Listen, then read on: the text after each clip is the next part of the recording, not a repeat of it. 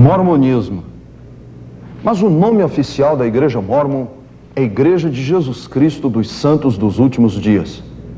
O título tem o nome de Jesus, mas será que esta igreja é realmente cristã? Hoje eu gostaria de lhes falar sobre o mormonismo e como ele se relaciona com a maçonaria. A cidade de Salt Lake City, em Utah, é a sede internacional da Igreja dos Mórmons, que tem aproximadamente 6 milhões de membros no mundo todo. Essa igreja espera alcançar um número de membros de 70 milhões dentro dos próximos 50 anos. Novas edificações mórmons estão sendo hoje usadas para cultos dominicais e para funções sociais.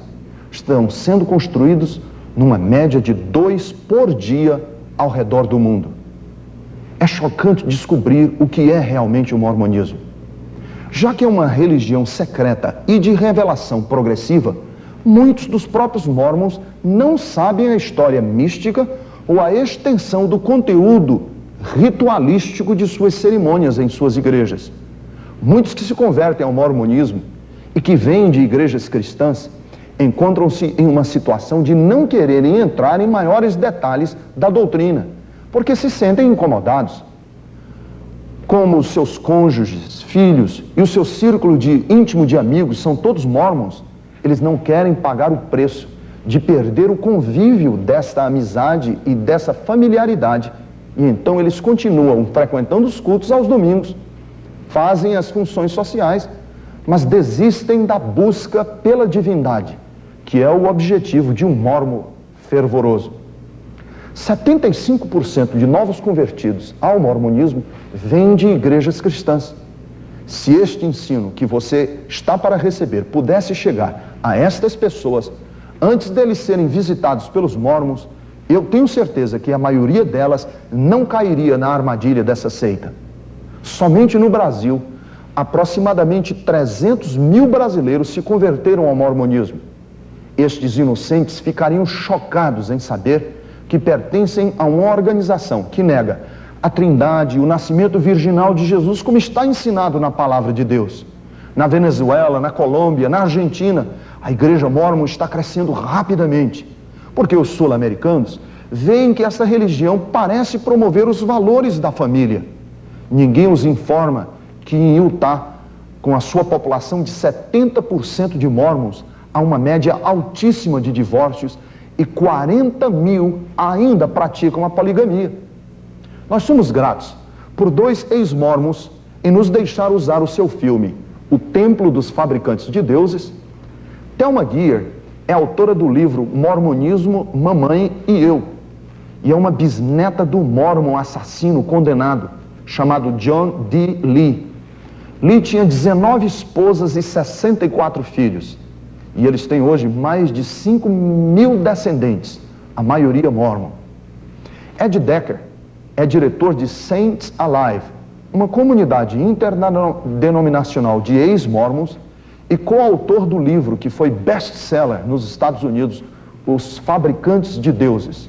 Ele nos deixou usar esse desenho animado, mostrando o que a teologia mórmon ensina.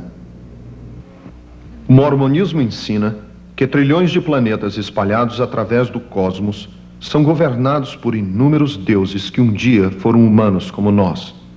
Dizem que há muito tempo atrás, em um destes planetas, um deus desconhecido e uma de suas esposas, deusa, conceberam uma criança espírito chamada Elohim. A criança espírito, mais tarde, nasceu de pais humanos que lhe deram um corpo físico. Através de obediência ao ensino mórmon e morte e ressurreição, ele se provou digno e foi elevado à divindade como seu pai fora antes dele. Os mórmons creem que Elohim é seu pai celestial e que ele mora com suas muitas esposas deusas em um planeta perto de uma estrela misteriosa chamada Kolapi. Aqui os deuses do mormonismo e suas esposas, através do sexo celestial, eternamente produzem bilhões de crianças espírito. Para decidir seu destino, o chefe dos deuses mórmons convocou um grande concílio celestial. Os 2 filhos mais velhos de Elohim estavam ali, Lúcifer e seu irmão Jesus. Um plano foi apresentado para construir o planeta Terra, onde as crianças espírito iriam obter seus corpos mortais e aprenderem o bem e o mal. Lúcifer ficou de pé e fez a sua proposta de se tornar o salvador deste mundo novo. Querendo a glória para si mesmo, ele planejou forçar todos a se tornarem deuses. Opondo-se à ideia, o Jesus dos Mórmons sugeriu dar ao homem livre arbítrio como nos outros planetas. Em votação, aprovou-se a proposta do Jesus dos Mórmons que se tornaria o salvador do planeta Terra. Irado, Lúcifer maliciosamente convenceu 1/3 dos espíritos destinados à Terra para guerrear com ele numa revolta. Assim, Lúcifer se tornou o diabo e os seus seguidores demônios. Enviados ao mundo, foi-lhes negado possuírem corpos de carne e osso. Aqueles que permaneceram neutros na batalha receberam a maldição de nascerem com a pele preta. Assim os Mórmons explicam a raça negra. Os espíritos que lutaram mais valentemente contra Lúcifer seriam as pessoas de pele mais alva ou branca e agradável, como o livro dos Mórmons os descreve. Os antigos profetas mórmons ensinavam que Elohim e uma das suas esposas, uma deusa, vieram à Terra como Adão e Eva, para começar a raça humana. Milhares de anos depois, Elohim, com forma humana, novamente foi para o planeta Terra, saindo da estrela base Colap, para ter relações físicas com a Virgem Maria e dar a Jesus um corpo físico. Um dos apóstolos mórmon ensinou que depois que Jesus atingiu a maturidade, ele teve pelo menos 3 esposas: Maria, Marta e Maria Madalena. Através dessas esposas, o Jesus dos Mórmons supostamente foi pai de algumas crianças antes de ser crucificado. O fundador do mormonismo, Joseph Smith, se autoproclamou um dos seus descendentes. De acordo com o livro dos Mórmons, depois de sua ressurreição, Jesus veio para as Américas para pregar aos índios que os Mórmons creem ser realmente israelitas. Assim, o Jesus dos Mórmons estabeleceu sua igreja nas Américas da mesma maneira que na Palestina.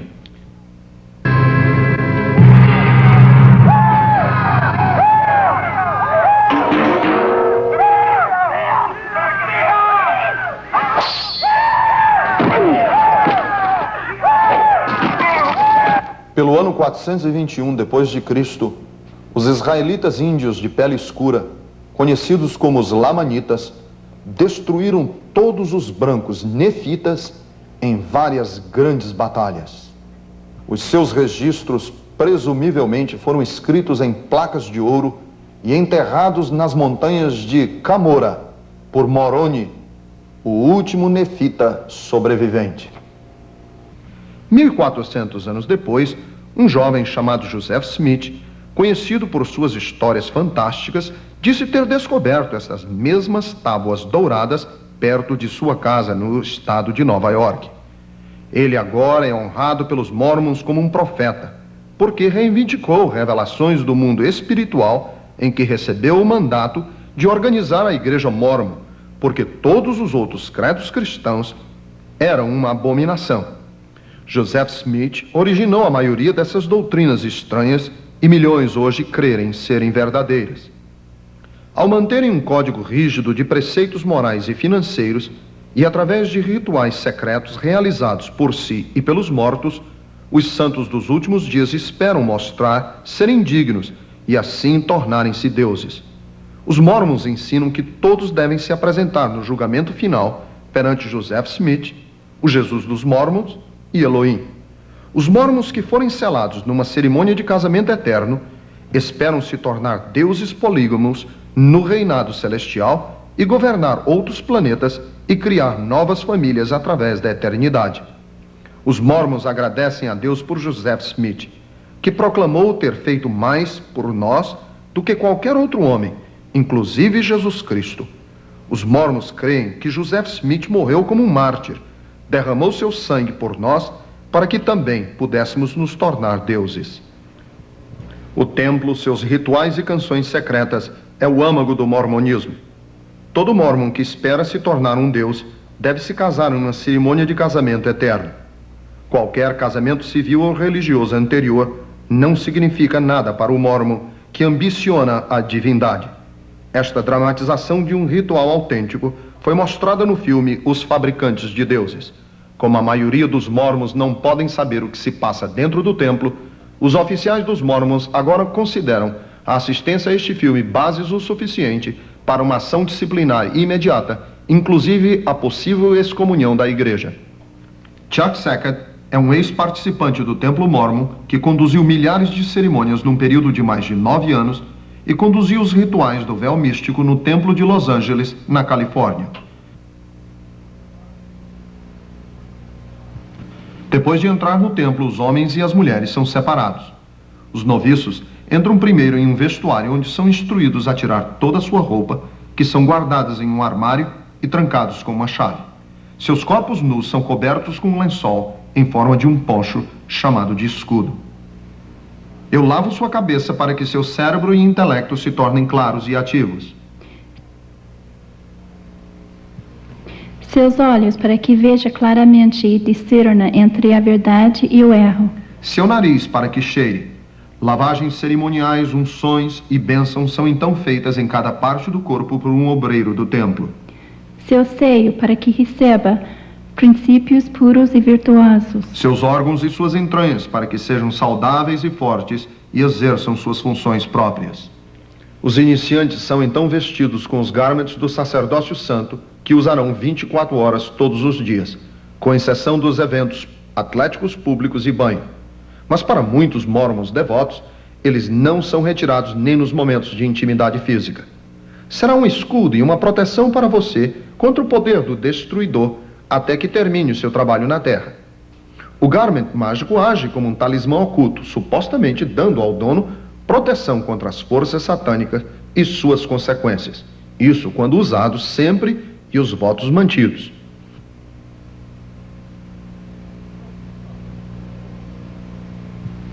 Os noviços avançam por um corredor muito bonito para uma sala onde a versão mórmon da criação é apresentada em um filme. Os iniciantes ouvem enquanto Lúcifer instrui Adão e Eva que não há outra maneira de adquirir o conhecimento para se tornar deuses do que desobedecendo o Pai e comer da fruta. Adão aprende que o avental que Lúcifer usa simboliza seu poder. Satanás instrui Adão a fazer um avental da figueira para cobrir sua nudez. Então nós, noviços do templo, somos ensinados a usar nossos aventais de folha de figueira. Nós os usamos durante todo o resto da cerimônia. Por que um filho de Deus deve usar um avental que simboliza o poder e o prestígio de Satanás nunca é questionado por nenhum dos iniciantes do templo. Os mórmons são até enterrados em suas roupas do templo e com um avental santo. Como parte da cerimônia de iniciação, os iniciantes cantam Pei, Lei, Eu e fazem um gesto de submissão. Somos ensinados que isso é tirado da oração que Adão orou no Jardim do Éden e que Lúcifer respondeu. Qualquer que seja o significado de Pei, Lei, Eu, Lúcifer tem a autoridade de responder esta oração.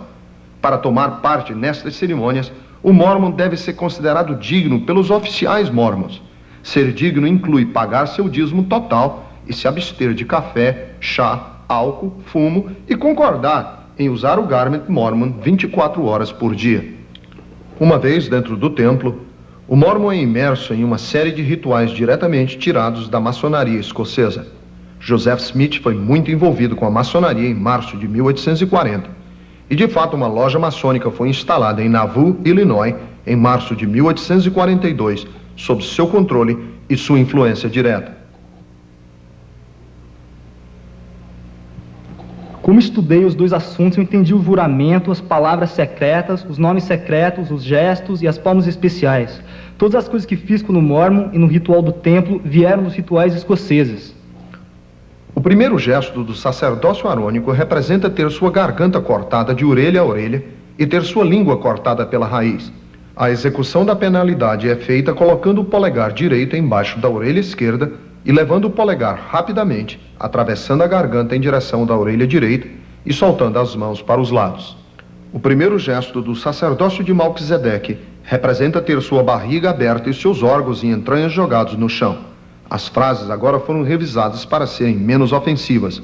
Mesmo assim, cada noviço ainda jura um voto que se revelar estas palavras e gestos secretos, ele concordaria em ser morto. Nenhum juramento como este existe em toda a história cristã judaica, e sim no paganismo.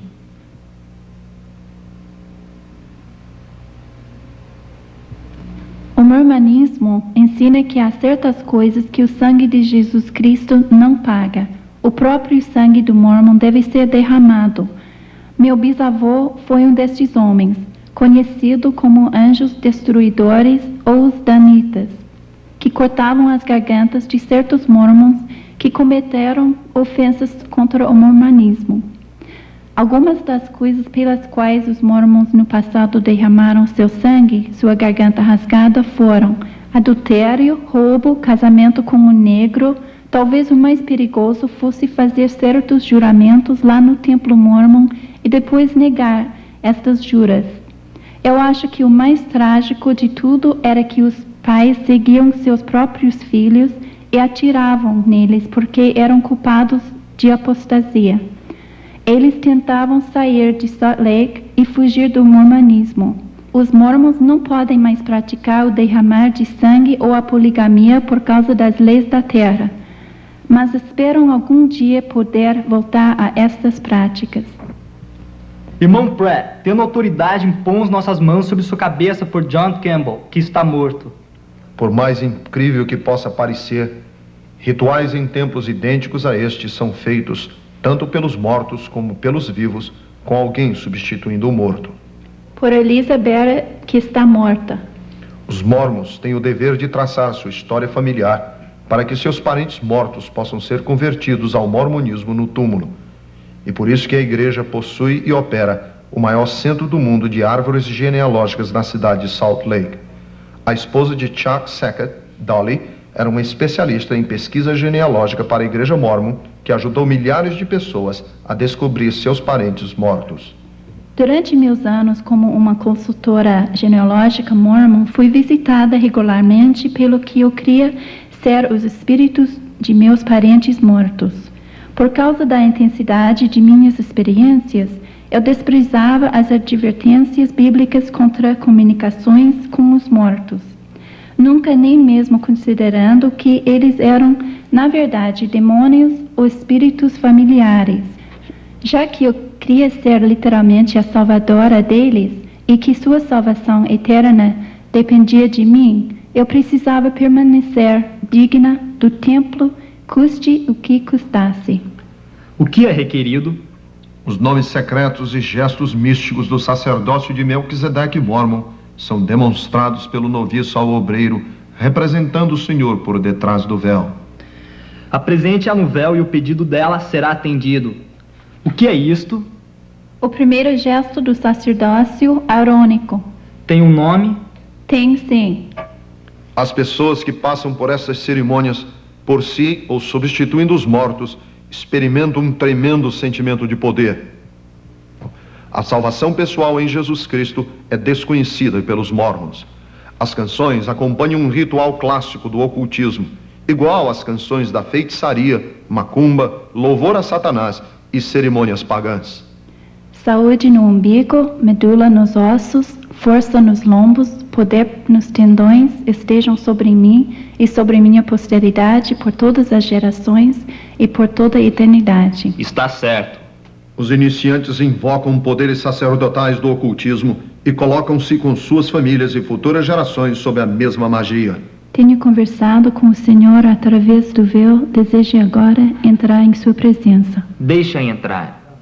Uma maior indicação à natureza não cristã do mormonismo é o fato de que o pentagrama, hexagrama e a cabeça do bode, que são os mais altos símbolos satânicos, foram usados extensivamente por toda a arquitetura mormon antiga.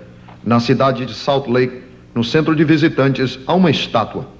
Este pequeno arranjo é talvez a exposição mais significante na Temple Square, porque representa a profunda cegueira da heresia mormon.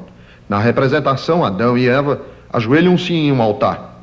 No altar está a oferta de suas frutas e verduras, e um pequeno cordeiro se senta alegremente ao seu lado. Esta é a oferta de Caim que Deus rejeitou em Gênesis capítulo 4. Os 30.000 missionários enviados pela igreja mormon hoje usa uma terminologia evangélica quando pregam a doutrina mórmon. Convertidos em potencial são deixados com a impressão de que o mormonismo não é nada mais do que uma forma melhor de cristianismo.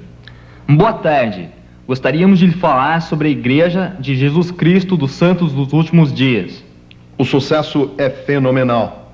Os mormons dizem que estão batizando um novo convertido a cada 3 minutos. Embora todos os credos e rituais mormons estejam diretamente opostos ao cristianismo, a Igreja Mórmon é capaz de atrair mais de 75% dos novos convertidos de igrejas evangélicas. São ensinados que o Jesus deles voltará à terra e estabelecerá sua sede perto de Independence, Missouri, que ficará conhecida como a Nova Jerusalém. São ensinados a guardar 2 anos de suprimentos para os ajudar durante o período da tribulação.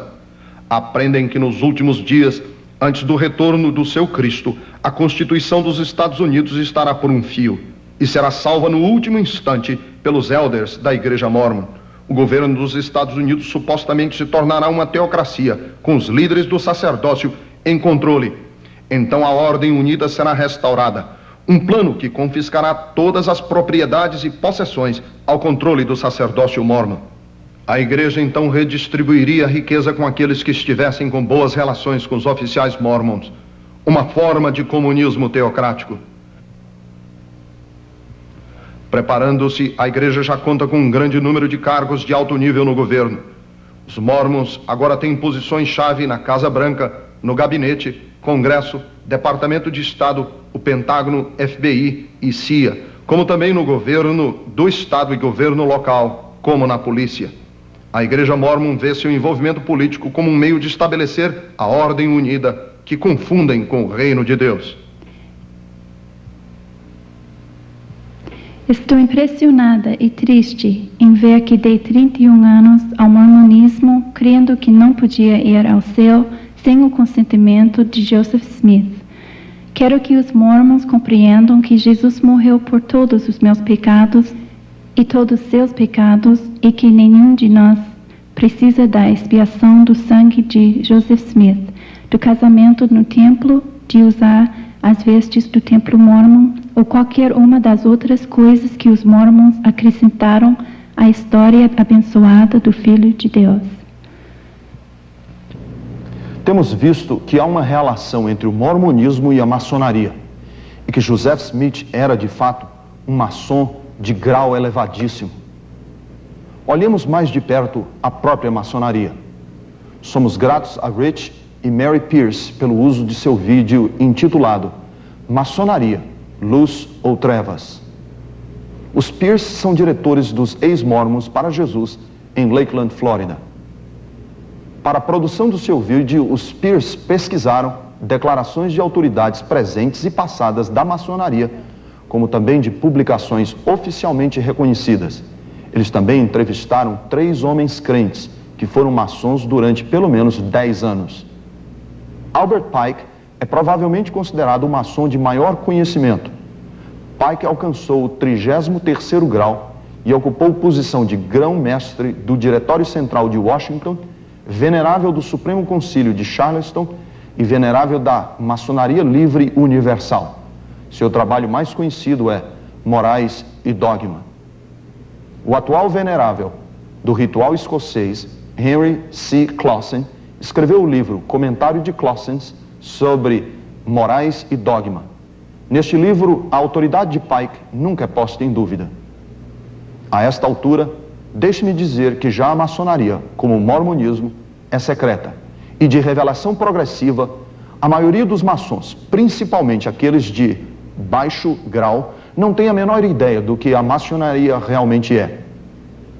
Pike escreve na página 819 em seu livro: os graus azuis são a corte externa do pórtico da parte dos símbolos, são mostrados lá para o iniciante, mas ele é intencionalmente levado a falsas interpretações.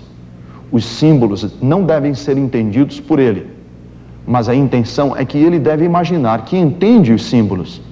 A verdadeira explicação é reservada para os adeptos, os príncipes da maçonaria.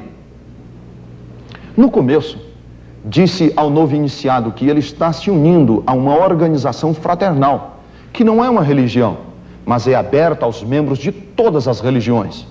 Muitos maçons não avançam muito longe para ver que, na realidade, a maçonaria é de fato uma religião. Pike admite na página 213: toda loja maçônica é um templo de religião e seus ensinos são instruções em religião. Na página 277, ele escreve: o primeiro legislador maçônico, cuja memória é preservada por nós pela história, foi Buda. Na página 524, lemos: é o pouco que dizemos ao crente sincero, é que Jesus de Nazaré não passava de um homem igual a nós, ou que sua história não passava de um ressurgimento irrealístico de uma lenda antiga. Você pode imaginar o conflito de um maçom que entrega sua vida a Cristo e depois encontra as palavras de 1 João 2, 22 e 23. Quem é o mentiroso? Senão aquele que nega que Jesus é o Cristo. Ele é o anticristo, aquele que nega o Pai e o Filho. Quem quer que negue o Filho, o mesmo não tem o Pai. Aquele que reconhece o Filho, tem o Pai também. A religião já rodeia o iniciado, até mesmo quando ele entra pela primeira vez na loja maçônica. Os maçons se reúnem em templos, que é um lugar de adoração, de acordo com a definição. O líder da loja azul local é chamado o mestre do louvor. Os rituais são incrivelmente religiosos. Orações são sempre oferecidas, mas nunca no nome de Jesus, em uma loja bem dirigida. De fato, seu nome é removido de duas escrituras frequentemente lidas, 1 Pedro 2 e 5 e 2 Tessalonicenses 3 e 6. O livro, o comentário de Clausen sobre morais e dogma, retrata a teologia que todos os deuses são iguais. Em sua ilustração, vemos o Deus Sol dos egípcios, Alá, Deus dos muçulmanos, que enfaticamente nega haver um filho de acordo com o Corão, ou Deus sedento do sangue dos druides, que entregavam sacrifícios de jovens virgens. Na página 6 da edição de agosto de 1982 da Revista da Nova Era, Clausen afirma: em última instância, o espírito do culto maçom do ritual escocês ultrapassa família, nação, fraternidade e a origem de tudo, chega a Deus. Aqui o ritual tem a vantagem de ir além dos dogmas traçados a uma aceitação de todos os homens que creem na deidade. Crente ou judeu, um seguidor de Maomé ou Buda, um crente no hinduísmo ou no zen budismo, todos podem se encontrar diante do altar da maçonaria e prestar homenagem a Deus. Na página 11 do livro de Clausen, Emergência do Místico, lemos: a conclusão é clara. Crenças espirituais essenciais de um maçom estão de acordo com os dos pensadores importantes, que têm demonstrado sua fé através da própria experiência.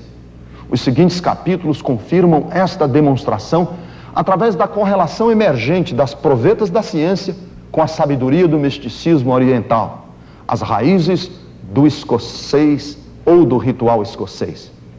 Pike declarou na página 744 de Morais e Dogmas que todas as religiões verdadeiramente dogmáticas têm surgido de Cabala e voltam a ela. Tudo científico e grande nos sonhos da religião de todos os iluminados, Jacob Boheme, Swedenborg, Saint Martin e outros é emprestado de Cabala.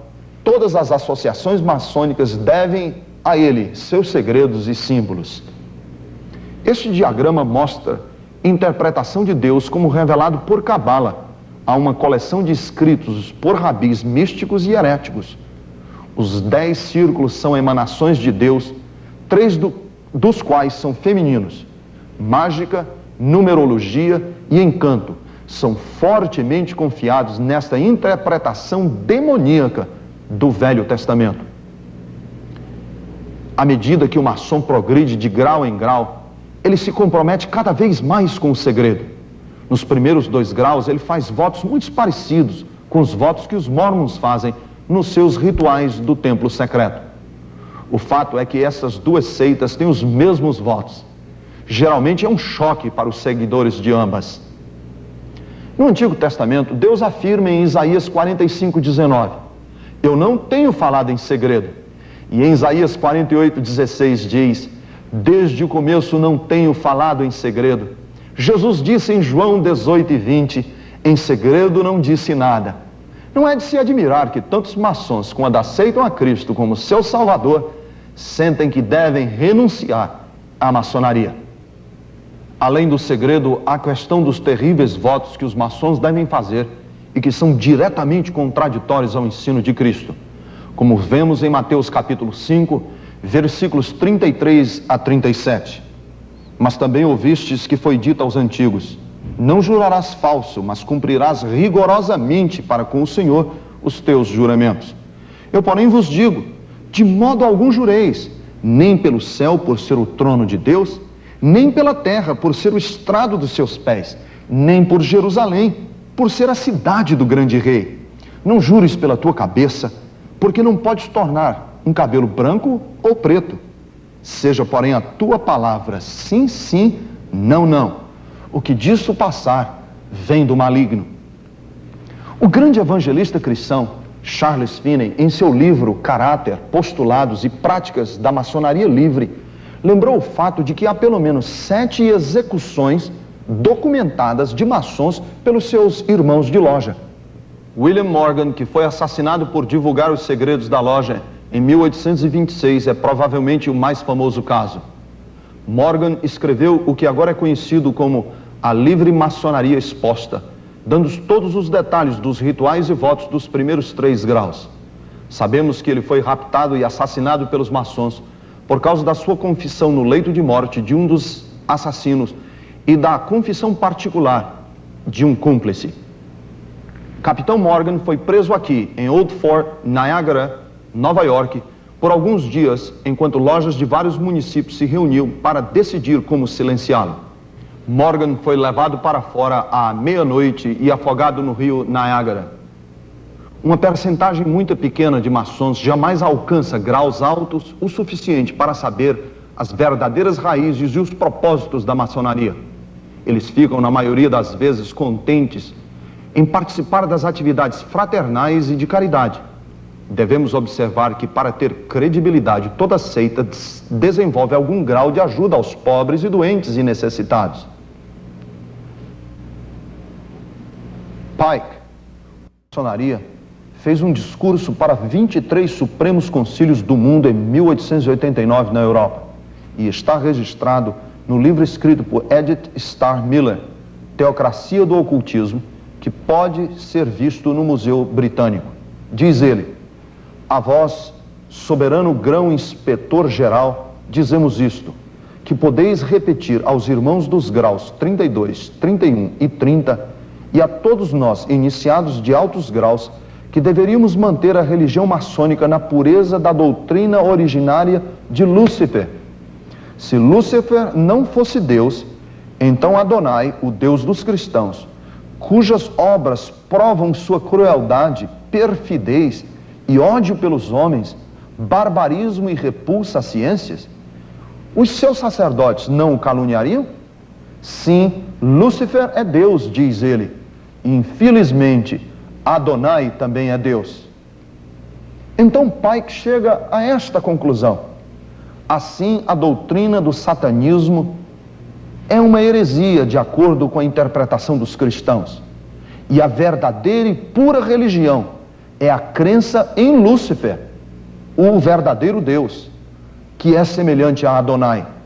Mas Lúcifer, Deus da luz e do bem, está lutando pela humanidade contra Adonai, que é, na opinião de Pike, o Deus das trevas e do mal. Pela evidência apresentada, torna-se claro que o espírito da maçonaria não é divino, mas demoníaco.